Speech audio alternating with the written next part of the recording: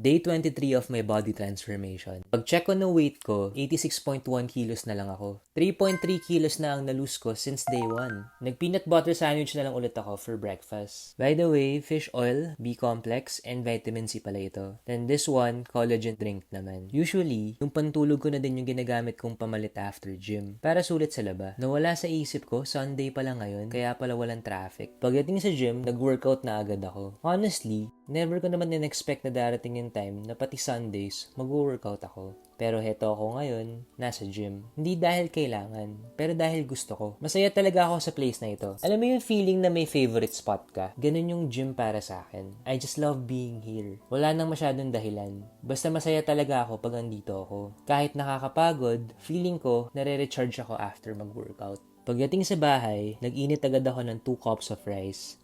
Then, kinain ko na din with egg and chicken. Simple lang siya, pero satisfying after mag-gym. Siyempre, nag-pair ako after, para pang alis umay. Tapos nung dinner, nag-decide ako na mag-Korean noodles na lang. Tinry ko siya lutuin with 2 slices of cheese. Trending kasi ito kaya napatry ako. Masarap naman and sulit na din sa calories. Sinabayan ko na lang ng whey protein para at least may protein pa din ako for this meal. Another Sunday well spent, naka-workout, nakakain na masarap, nabawasan ng timbang, at ang pinaka-importante, naging masaya ako today. Yan na muna ngayon, bukas ulit.